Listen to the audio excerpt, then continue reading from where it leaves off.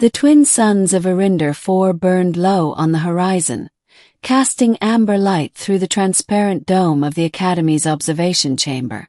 Inside, a dozen alien students of different shapes and colors hovered around holographic displays, their elongated faces illuminated by pale blue light.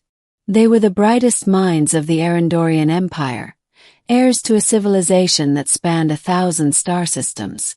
And at the far end of the chamber, standing apart from the others, was the only human, Cadet Nathan Cole. He looked absurd among them. His frame was stocky compared to the slender, graceful Arendorians. His hair, dark and messy, seemed primitive next to the iridescent scales of his classmates.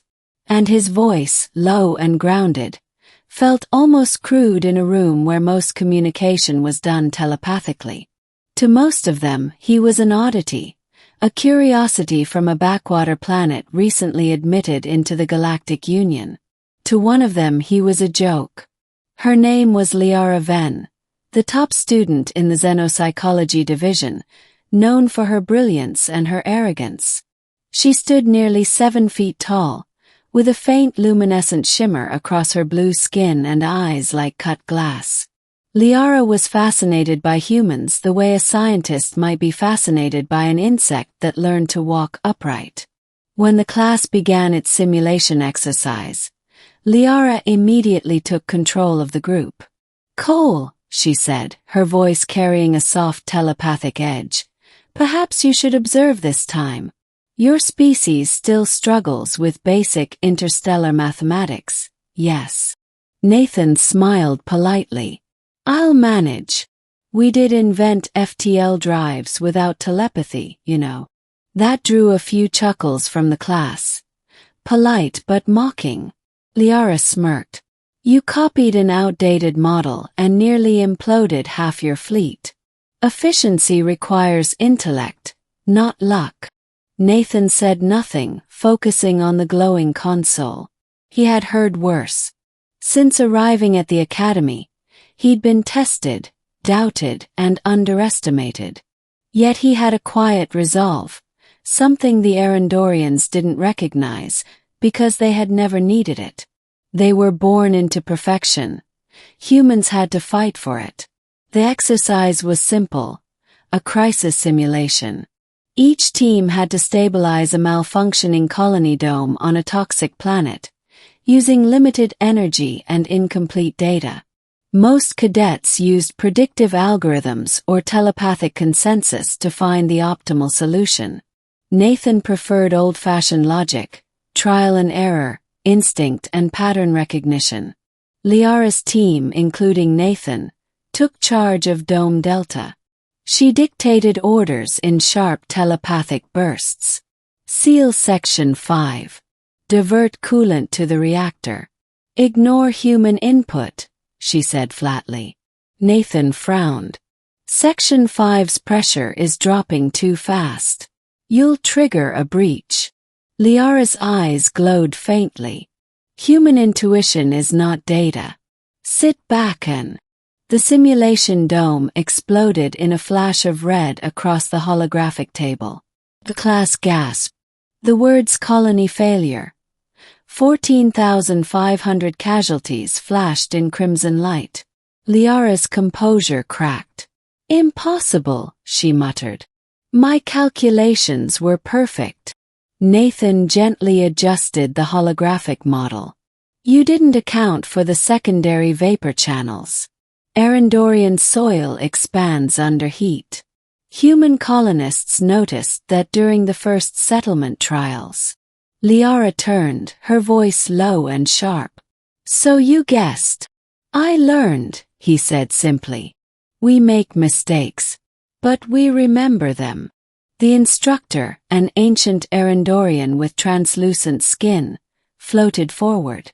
"Insight through experience," he said thoughtfully. "An uncommon strength." For the first time, Liara looked at Nathan not as an inferior, but as something alien in her world. Over the next few weeks, the Academy buzzed with rumors. The human cadet had outperformed Liara in multiple simulations. Not with superior technology, but with creativity, adaptability, and persistence. Liara couldn't understand it. Humans lacked telepathy, genetic optimization, or neural enhancement, and yet Nathan kept finding solutions she missed. Driven by equal parts curiosity and pride, Liara decided to confront him. She found Nathan alone in the Academy's courtyard one evening, staring up at the twin moons. The air shimmered with faint energy from the shield dome above. "Tell me," she said, crossing her arms, "what drives your kind? You stumble through space, destroy ecosystems, wage wars against yourselves. And yet you endure. Why?" Nathan smiled faintly. "Because we have to. On Earth, everything tried to kill us, the cold, the hunger, each other. We learned to adapt. You Arendorians evolved in peace. We evolved in chaos." Liara tilted her head. "And you think chaos makes you stronger? I think it makes us real," he said. "We don't fear failure, we use it." Something in his tone unsettled her. For the first time, she sensed no arrogance, no insecurity, only conviction. It was foreign to her, and it made her uneasy. Weeks later, the Academy held its final examination, the sentient stress simulation. Cadets were placed in a virtual scenario meant to replicate the chaos of a real planetary crisis, emotional strain included. Most species could handle it through telepathic stability. Humans lacking that rarely survived the test. Liara and Nathan were paired together. The scenario began. A colony under attack by an unknown energy storm. Systems failing. Communications cut. Thousands of lives at stake. The simulation flooded their minds with fear, confusion, and despair. Liara's mental focus wavered. She felt panic, a primitive emotion her kind had long suppressed. This isn't real," she whispered, trying to maintain psychic control. Nathan's voice cut through the storm. "Focus. We can reroute power through the secondary grid." "It's too unstable," she cried. "We'll overload the core. Then we find another way." Nathan barked. "Come on, Liara, think." His voice wasn't telepathic. It was real, vibrating through sound, through effort, and somehow it anchored her. She followed his commands, manually rerouting systems, her trembling hands guided by his steady tone. Together they stabilized the reactor, sealed the dome, and saved the colony. When the simulation ended, the room erupted in stunned silence. No Arendorian had ever completed that test with a human partner. Liara stood shaking, the echo of human emotion still burning in her veins. She looked at Nathan, truly looked at him, and realized what she'd mocked wasn't weakness. It was something her kind had lost. After the test, she approached him quietly. The arrogance in her eyes was gone, replaced by a strange respect. "You confuse me, human," she said softly. "You fight when reason says to surrender. You endure pain you could avoid. You fail and call it progress." Nathan shrugged. "That's how we survive." Liara studied him for a long time, then bowed slightly, an Arendorian gesture of deep respect. "Perhaps. There is strength in imperfection." Nathan grinned. "We've been saying that for centuries."